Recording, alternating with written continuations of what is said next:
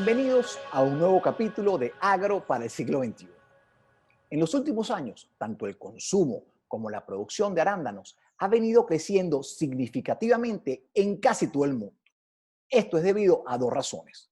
La primera es porque a medida que más se estudia, se descubre que las propiedades nutricionales, antioxidantes y preventivas de algunas enfermedades son impresionantes. Y la segunda es porque se han desarrollado tecnologías que han permitido sembrar arándanos en casi cualquier ambiente. Se ha tropicalizado la producción de este berry, obteniendo muy buenos rendimientos en lugares que antes era impensable cultivar arándanos. Ya en casi todos los países latinoamericanos se están sembrando diferentes variedades de arándanos. Para conocer estas nuevas técnicas y tecnologías, hoy tenemos el gusto de conversar desde Jalisco, en México, con el ingeniero agrónomo y especialista en el cultivo de berries, Carlos Castillo. Bienvenido, Carlos, a Agro para el siglo XXI. Muy buenos días, gracias por la invitación. Bueno, Carlos, para entrar en el tema de hoy, en el cultivo de arándanos, cuéntanos un poquito la historia de este cultivo y por qué en estos últimos años está teniendo tanta popularidad y está incrementando tanto su siembra y sobre todo en Latinoamérica. Mira, es una planta de los sotobosques septentrionales, tanto del norte de Europa como de América. Cuando te hablo de sotobosque, es una planta que crece debajo de la cobertura de las coníferas principalmente.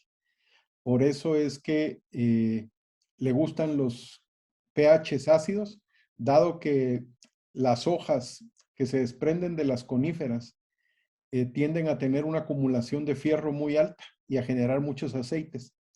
Esto hace que los suelos alrededor de estos bosques tengan grandes acumulaciones de fierro y que el pH del suelo sea ácido.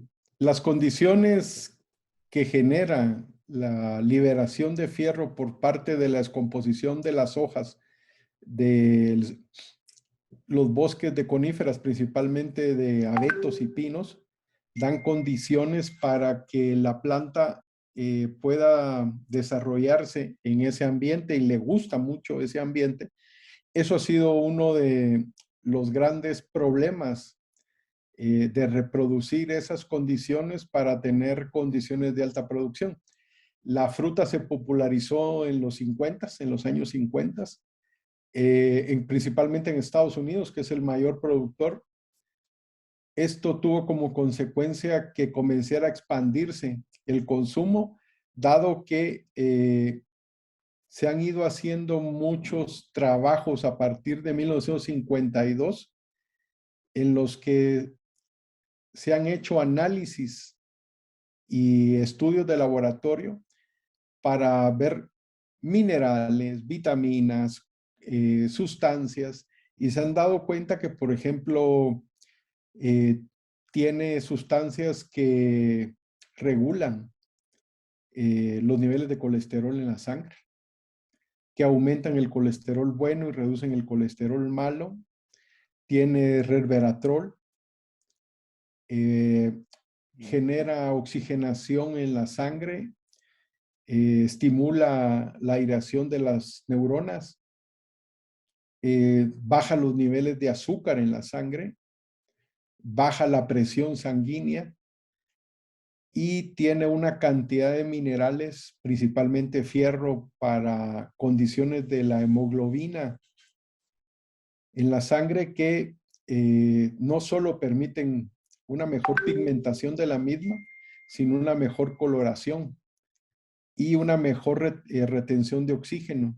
Entonces, todas estas condiciones mejoran las propiedades de la fruta, permiten que dé muchos beneficios a quien la consume.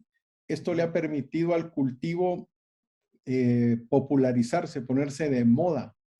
Y tanto en los países desarrollados de América como de Europa, los crecimientos en cuanto al consumo han ido en aumento. Lo que sí es cierto es que anualmente es uno de los cultivos con mayor crecimiento en producción, un 18% durante los últimos 4 años en todo el mundo. Entonces, esto conlleva que la popularidad y el consumo vayan en aumento y que países que hace 5 años no eran importantes en el mercado de la producción y comercialización de la fruta, pues hoy por hoy sean pioneros y estén desarrollando tecnologías y estén ampliando las áreas de cultivo y las exportaciones de esta fruta a nivel mundial. Sí, ahí tenemos el ejemplo de Perú, ¿no? Que hace poco no figuraba y hoy en día ya inclusive pasó a Chile en cuanto a producción. Es impresionante, sí. Bueno, me contestaste varias preguntas que te tenía en uno, sobre todo las propiedades nutricionales del cultivo. Eh, pero buenísimo. Vamos a entrar un poquito en el ciclo del cultivo. ¿Cómo es el ciclo del cultivo del arándano? Eso es una gran ventaja con otro tipo de cultivos y frutas.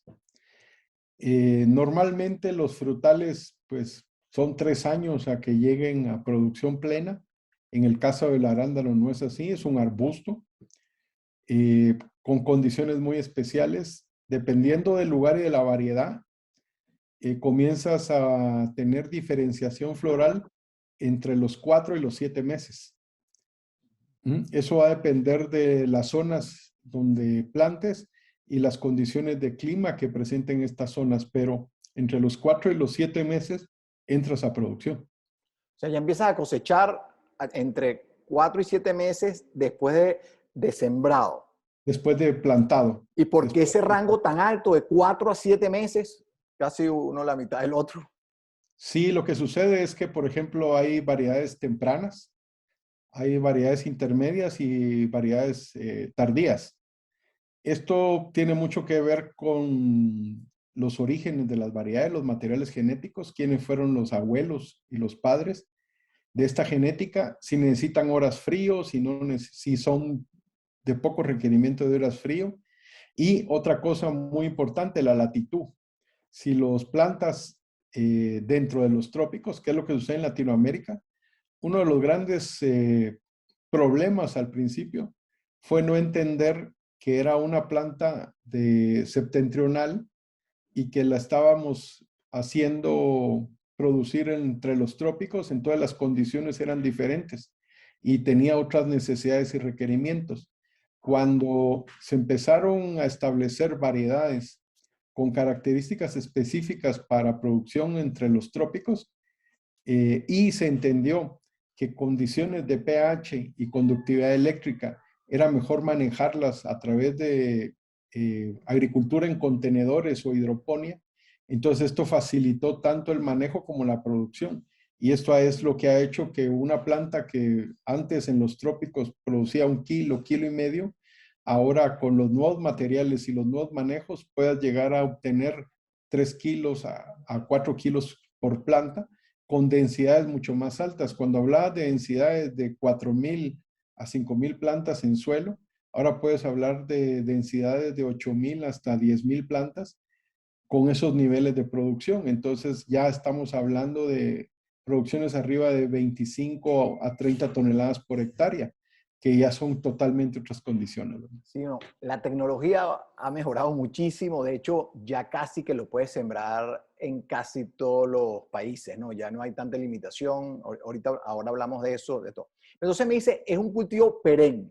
Lo siembras, cosechas año tras año y una vez empieza la producción, puedes seguir cosechando semana a semana, ¿no?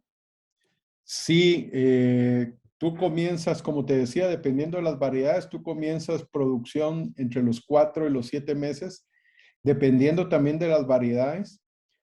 Tu cosecha, como en el caso, por ejemplo, de Chile y Perú, es más cerrado el ciclo. Allá tienes cosechas de 45, 60 días, mientras que más al norte tienes cosechas de 4 a 5 meses. Entonces, tu ciclo productivo, pues, es largo. ¿Ah?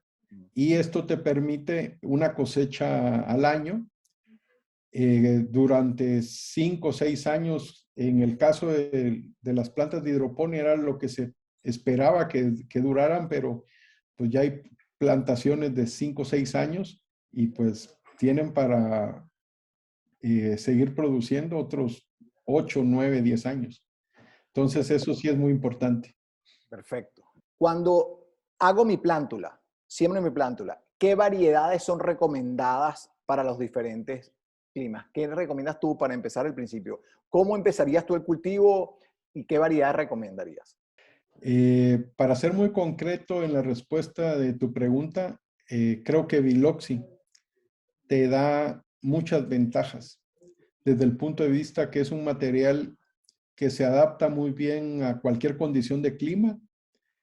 Es una planta, el arándano en general es una planta muy noble, pero la variedad Biloxi también presenta esas condiciones de adaptación muy versátiles. Es muy resistente a los errores que uno pueda cometer como productor al principio para entender el cultivo y el manejo. Y es una fruta que gusta mucho. Tiene lo que se conoce en el mercado como crunch, que es que cuando la muerdes, sientes cómo se rompe la fruta adentro y te da una sensación de frescura en la cavidad bucal. Y ese crunch gusta mucho y el sabor de la planta, de la fruta, es muy bueno, con hasta 14, 15 grados Brix. Y si tú quieres, no cuesta producir calibres, o sea, fruta grande, pero sí lo puedes conseguir con un buen manejo. Entonces, esta variedad también es muy resistente a muchas enfermedades. Entonces, es lo que la ha posicionado en el mundo y actualmente, a pesar de las condiciones y la agresividad de las grandes empresas, pues es la que más se comercializa. Yo te diría que tiene un 35, un 40% del mercado mundial. Perfecto. Una vez que germino mi semilla, me sale la plántula. ¿A los cuántos días la trasplanto? Y aquí vamos a entrar en los diferentes tipos de cultivo. Yo sé que hay a campo abierto, en semisombra, en contenedores, vamos a entrar a eso, pero háblame ahorita en cuánto tiempo lo trasplantamos a donde va a crecer definitivamente. Ok, mira, actualmente los arándanos se propagan por cultivo de tejidos o meristemos. Entonces, es una técnica de propagación que comenzó a crecer en los 90 y actualmente pues está muy bien definida y con mucho éxito. Entonces, los arándanos se han dejado de propagar por semilla y se propagan por cultivo de tejidos, por meristemos. Normalmente lo que se hace es que se obtienen eh, células o fracciones de tejido y estos se plantan o se colocan en unas cajas de Petri con una solución de agar a una determinada temperatura en condiciones de asepsia muy controladas y se dejan crecer alrededor de 2 meses. Hace algo que le dicen callo. En el momento en el que emite el callo, que es una parte de tejido a partir de la cual comienza a generar raíz, que viene siendo entre los 45 a los 60 días, ya se pasa a un sistema de temperatura controlada donde se termina de desarrollar la raíz y de ahí se transfieren de estar en esas placas, se transfieren a tubos de ensayo. En esos tubos de ensayo se tienen otros 30, 35 días y ya que tiene cierto crecimiento, se pasan a charolas de 78 cavidades en un sustrato para terminarlas de enraizar. Eso ya se lleva a un invernadero y de esta condición en la que pasan de mes y medio a 2 meses, se pasan ya a contenedores de 1 litro y en esas condiciones pasan de 2 a 3 meses. Todo el proceso dura alrededor de 5 a 6 meses, dependiendo de la época del año en la que lo hagas. Y eso depende de la época del año para lo que lo hagas por una razón. Si tu ventana de producción en Latinoamérica es tu ventana de otoño, entonces vas a producir de agosto a noviembre, diciembre. Y si tu ventana es la de primavera, comienzas a partir de enero para mayo. Entonces, las plántulas las comienzas a hacer o en junio o las comienzas a hacer en diciembre, dependiendo de tu ventana. Ok, pero toda esa primera fase, entonces tiene que ser en laboratorio hasta que la pones en las charolas o en las bandejas de germinación. O sea, y eso tiene que, entonces tú obligatoriamente como productor, tú tienes que comprar la plántula a alguien que te produzca la plántula, ¿no? Tú no como productor no puedes germinar tu semilla ni nada de eso. Hoy en día no, eso no es aconsejable. Mira, si algo se dio cuenta la industria es que propagar por esquejes o querer propagar tu propio material para hacer tu plantación no es lo adecuado. Entonces, se perdieron grandes plantaciones y mucho dinero. Esto costó tiempo y dinero entenderlo, que tenía que haber empresas especializadas en la producción de plántula y también esto les ha permitido crecer con variedades nuevas. Carlos, ¿cómo es? Yo sé que al esto estar en macrotúneles, en cultivos protegidos, que es lo recomendable, el control de plagas, enfermedades y de malezas no es lo mismo que a campo abierto, pero bajo estas condiciones de contenedores, que es lo que es recomendable hoy en día, dado la inversión que requiere este cultivo, ¿cómo es el control de plagas y enfermedades? ¿De qué se debe tener cuidado? Cuando tú mantienes una evapotranspiración y un cálculo y un manejo entre la evapotranspiración, la lámina de riego que aplicas y el drenaje, pues tienes la sanidad de tus raíces en un 60-70% cubiertas. Esto es fundamental porque también el mercado mundial y en este cultivo es todavía muy puntual el no utilizar muchas moléculas que le hagan daño a la salud del humano. Entonces las restricciones del uso de moléculas de insecticidas y fungicidas, cada vez se te reduce más lo que te va quedando para utilizar. Y hay algo que se nos había olvidado, que ha sido una industria que ha venido en un crecimiento exponencial, que es el uso de microorganismos, tanto hongos y bacterias, para los controles fitosanitarios. La eficiencia de los productos, los niveles muy específicos de unidades formadoras de colonias de ciertas especies, cepas de hongos y bacterias muy específicos, dado el grado de investigación que se ha alcanzado, te permiten ser tan eficiente en los controles como con las moléculas químicas. Entonces, actualmente, en el caso de los arándanos en contenedores, pues haces inoculaciones constantes de una gama de productos y lo repites constantemente, desde cepas de bacillus, cepas de tricoderma, cepas de micorrizas, cepas de boverias, cepas de streptomyces, algunas pseudomonas, algunas xanthomonas específicas que te dan condiciones de manera conjunta y disminuyes las poblaciones de las bacterias y los hongos patógenos, y al tener esas colonias muy pequeñas, no hay manifestación de enfermedades. ¿Es posible hoy en día con bioinsumos, todos los bioinsumos, ¿no?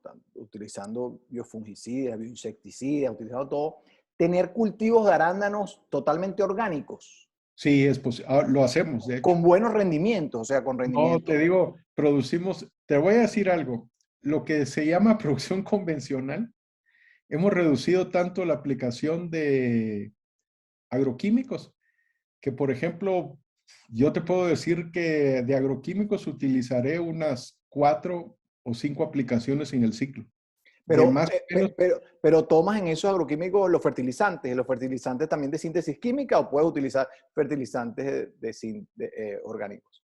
no también tomando fertilizantes orgánicos.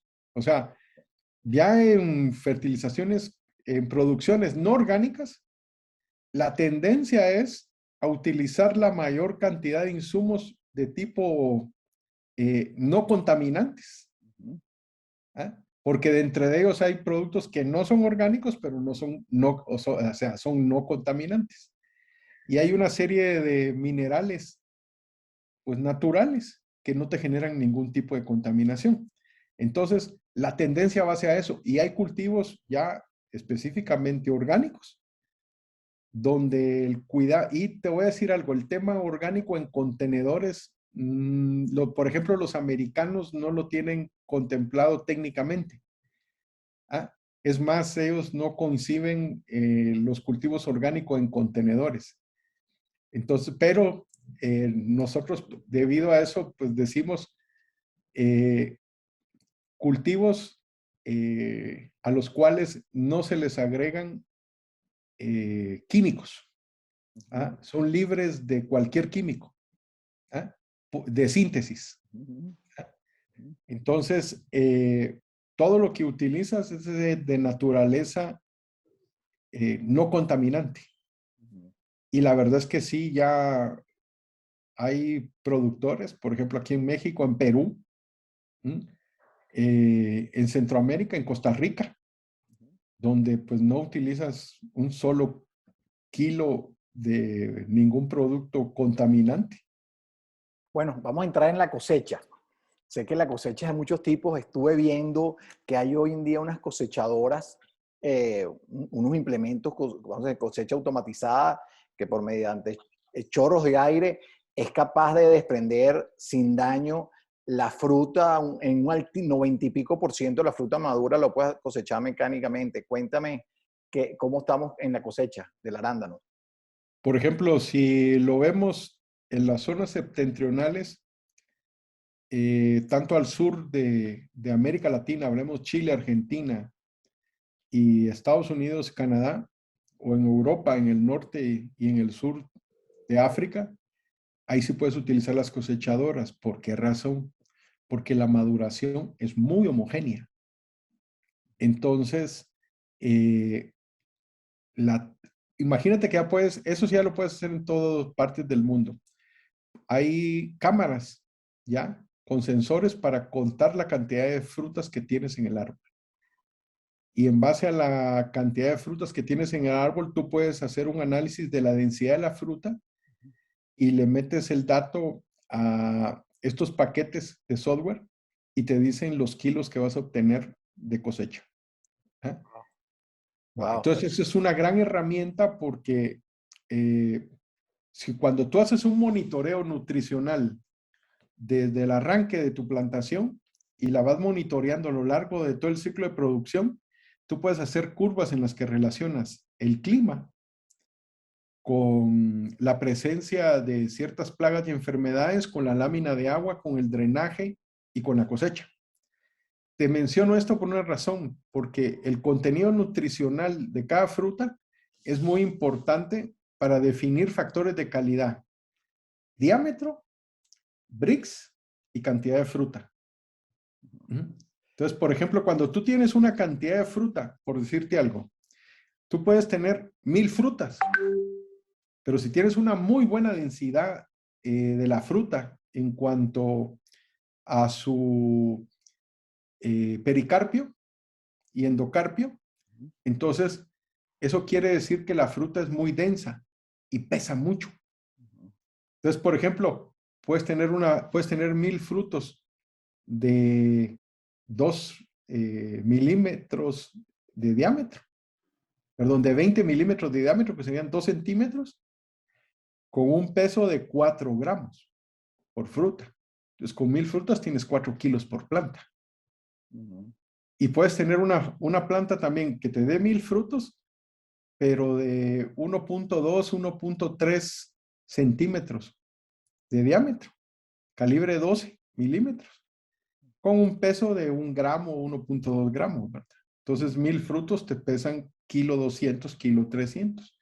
Entonces, dependiendo de la calidad de nutrición y manejo que le des, así es la cosecha. Y cuando tienes fruta, por ejemplo, de muy buen calibre.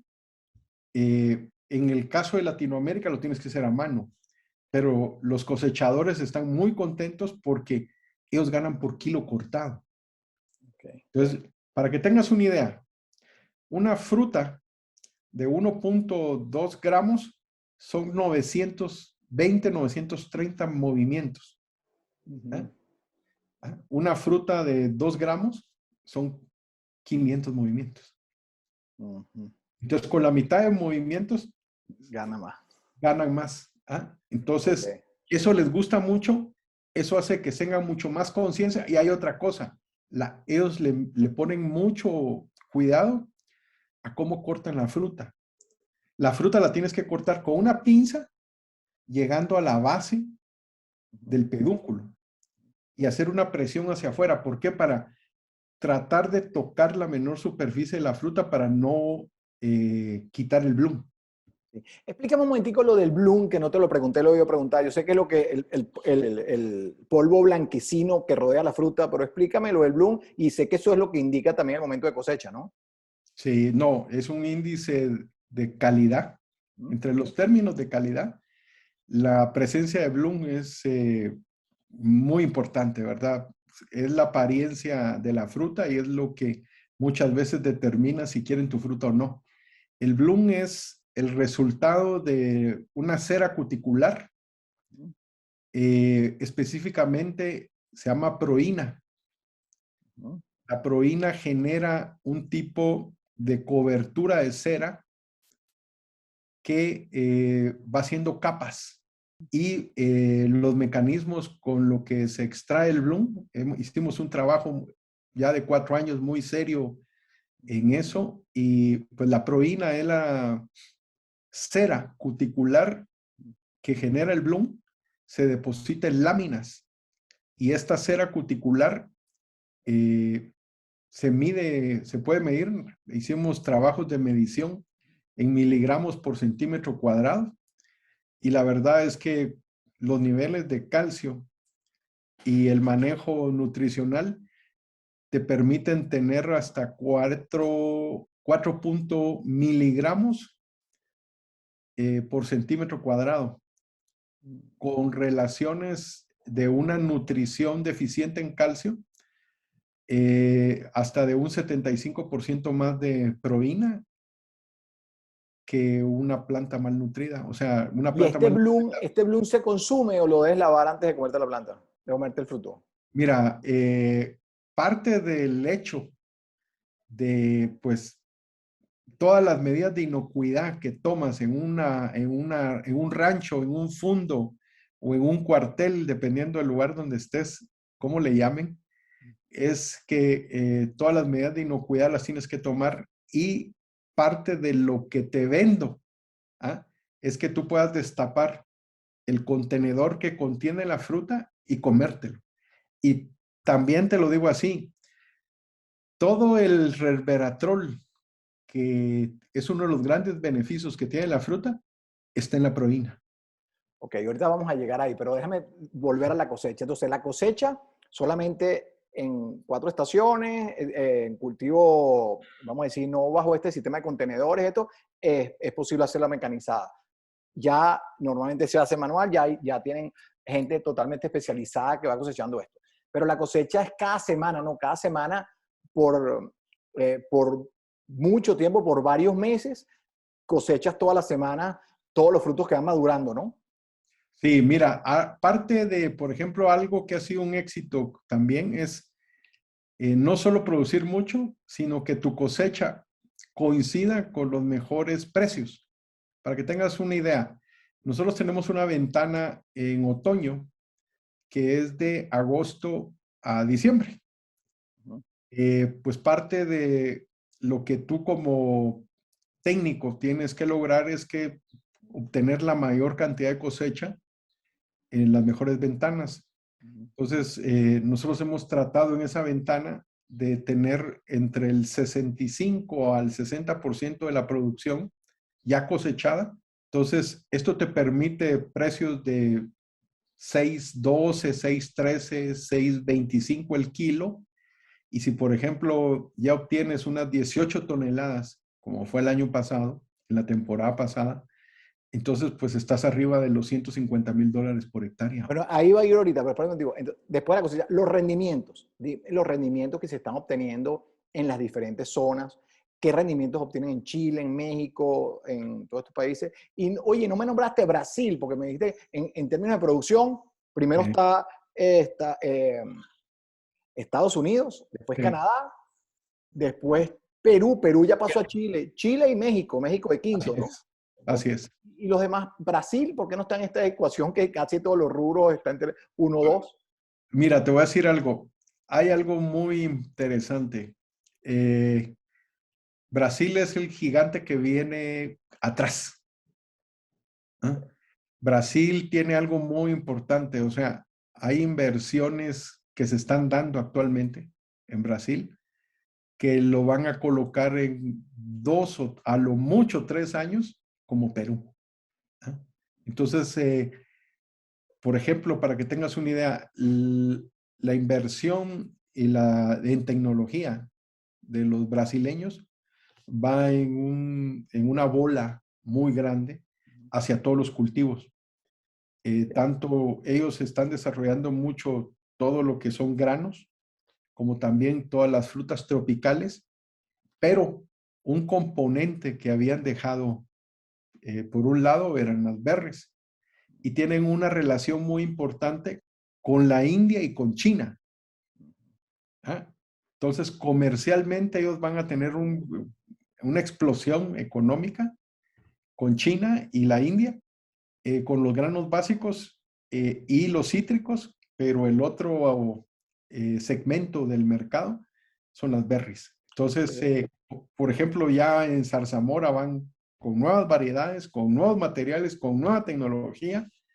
En el caso de los arándanos es otro proceso que se está dando. Y en el caso de las fresas también. Okay. ¿Ah? Mira, retomando, entonces, ¿cuánto rendimiento puedes obtener? Vamos a decir, ¿qué rendimiento es aceptable en kilos por hectárea? Ok.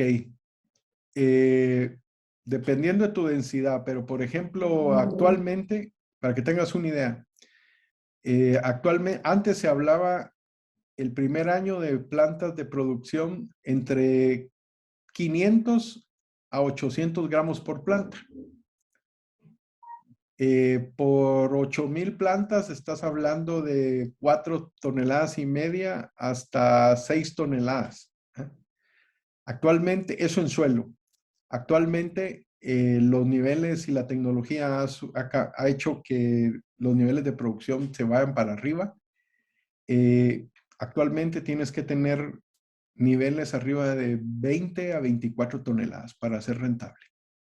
20, 24 toneladas por hectárea para ser Hectárea. rentable. Claro, me dijiste que la inversión con esta tecnología de contenedores está alrededor de los $100,000 por hectárea, Sí, más o menos, ¿no? Entonces, con estos rendimientos, tú me dices, estás hablando de que obtienes alrededor de $150,000 por hectárea cosechando. ¿Okay? así es. Eso, y lo hablas por lo que me indicaste, en términos de un año, ¿no? Así es. Es correcto. Es Ok. correcto. Ahora, pero la inversión es $100,000, vamos a decir todo. El segundo año ya la cosa cambia. Y si con esa misma inversión estás cultivando 5 o 6 años, en el tiempo deprecias eso, ¿no? Así es. O sea, hay muchas cosas. Por ejemplo, yo te diría, el contenedor lo deprecias, el sustrato lo deprecias. Hablemos del caso de México, pues tienes que tener en cuenta los macrotúnel o estructura para agricultura protegida. No es lo mismo en el Perú, donde usas otro tipo de estructura. Allá utilizas malla rompevientos cada 40 metros, ¿verdad? Entonces eso también tiene un costo, pero eso también lo deprecias. Y también se están mudando a contenedores, ¿verdad? Algo Pero, impresionante es que Perú se está mudando a contenedores por una razón, no porque no tengan condiciones en suelo, sino porque no tienen tanta agua. Entonces, el uso de contenedores reduce el agua que utilizas. Entonces, por decirte algo, si en suelo tú necesitas, podías hacer en suelo 3 hectáreas, ¿m? Si las haces en contenedor, puedes hacer el doble. ¿M? Entonces, Estuve viendo que en Colombia hay zonas con pH ácido, ¿verdad? Alrededor de 5 zonas en suelo y que, ¿sabes? Tiene por el clima en esas zonas, puedes cosechar durante todo el año. ¿Eso es así? mira, sí, mira, si tú, eh, yo te voy a decir algo. Eh, Aquí en México se puede hacer, en Perú también se puede hacer cosechar todo el año. Lo que pasa es que si no suben los rendimientos, o sea, si vas a cosechar los mismos 30, ponte entre las 24 o 25 toneladas, el costo de la mano de obra te come. Y otra cosa, las ventanas de mercado, por ejemplo, en el caso de Estados Unidos, es de agosto a mayo. Recuérdate que ellos producen junio, julio y agosto. Entonces, no es una ventana de mercado apta para Estados Unidos. Okay. Entonces, no tiene sentido. Además, el mercado mundial se ha parcializado. Entonces, por ejemplo, para México, las mejores ventanas son de agosto a octubre y de febrero a mayo. Entonces tienes que, aunque naturalmente la planta te produzca de agosto a diciembre y de enero a mayo, tus ventanas realmente de comercialización y de precio que te permiten obtener la mejor productividad económica en relación a inversión contra lo que obtienes, tus ingresos, financieramente hablando, pues están restringidas a esas ventanas, ¿va? Y cada vez esas ventanas van a ir haciéndose más cortas para cada uno. Entonces tienes que ser muy eficiente en centrarte en los puntos donde vas a obtener los mejores precios. Entonces tienes que sacar el mayor volumen de producción en esas ventanas. Ahí es donde estás hablando de $50,000 de utilidad por hectárea, en esas Exactamente. ventanas. En esas ventanas. En esas ventanas. Wow, interesante. Eh, Cuéntame, ¿cómo ves tú en el futuro el cultivo de arándanos? ¿Cómo ves el cultivo de arándanos para los próximos años y cuál es la tendencia en este cultivo? Mira, en los últimos 4 años ha tenido un crecimiento constante del 18%. Hay muchos factores que pudieron afectar el comercio. Sin embargo, en los últimos 5 años, el crecimiento en área ha sido del 18% a nivel mundial. Los precios se han mantenido muy estables. De hecho, este año ha sido muy bueno para México, pero pasa algo a nivel de los mercados internacionales. La lucha que hay entre China y Estados Unidos está haciendo que China haga cierto tipo de comercio con algunos países. Como lo comentamos hace un momento, China está haciendo relaciones muy fuertes con la India y con Brasil para asegurarse granos. Y esto también los ha llevado a hacer relaciones comerciales para eh, tener aprovisionamiento de cítricos y también de berries. El mercado chino e hindú son enormes. Claro, está subiendo la superficie, me dice que sube 18% interanual, pero el consumo también está aumentando muchísimo, o sea que los precios se deberían mantener estables por un tiempo más, ¿no? Es algo que esperamos. Por eso te digo, hay mucha gente que hace especulaciones, pero lo que ha sentido el productor es que las especulaciones que hacen los analistas no van acorde a lo que ellos viven en su día a día, donde los precios se han mantenido muy estables en los últimos 5 años.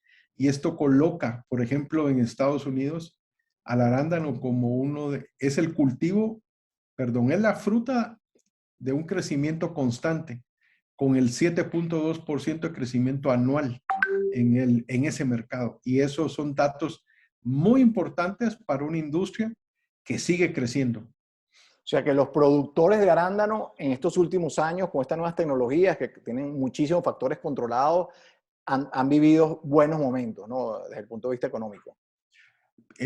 Así es porque ves cómo las inversiones siguen en aumento, ves cómo consolidan sus empresas de producción y también crecen las inversiones hacia otras berries, como la fresa, la frambuesa y la zarzamora, ¿verdad? Producto de inversiones de el arándano, ¿verdad? Okay. Bueno, Carlos, oye, interesantísimo toda esta información, pero cuéntame, Carlos, si alguien quiere contactarte, ¿verdad? Que manejas este cultivo, bueno, y todos los berries, sé que los manejas, tienes muchísima experiencia y muchísimos estudios ahí. Si alguien quiere contactarte, Carlos, ¿cómo lo puede hacer? ¿Cómo es tu correo electrónico, tus redes sociales? ¿Cómo te pueden contactar? A través de mi correo personal que pues es carlosecastillo65@gmail.com y pues también aparezco en LinkedIn como Carlos Castillo. Eh, hago publicaciones constantes. Entonces, en cualquiera de esas dos plataformas estoy a la orden. La verdad es que, pues, gracias a Dios tengo mucho trabajo y pues cada vez tengo una apertura y pues las asesorías crecen. Bueno, Carlos, un millonzote de gracias por tu tiempo y por compartir con nosotros y con la audiencia toda esta información tan interesante y tan detallada. Con seguridad tendremos futuros programas sobre otras berries y sobre tecnologías específicas en el cultivo de arándano. Un millonzote de gracias. No, mira, la verdad es que la información que hay alrededor del cultivo en todos los aspectos es impresionante. Podemos ayudar con mucho gusto y estamos a la orden. Con los conocimientos que se tienen hoy sobre el cultivo, la comercialización y las tendencias de consumo en el mundo de los arándanos o blueberries, nos damos cuenta que existe un gran potencial para que nuestra región abastezca una buena parte de la creciente demanda que viene para los próximos años. Y en aquellos países en los que todavía no han empezado con su producción, se ve que no hay ninguna limitación ni de clima ni técnica para que empiecen a sembrar. Espero que este programa haya sido de su agrado y hasta un próximo capítulo de Agro para el siglo XXI.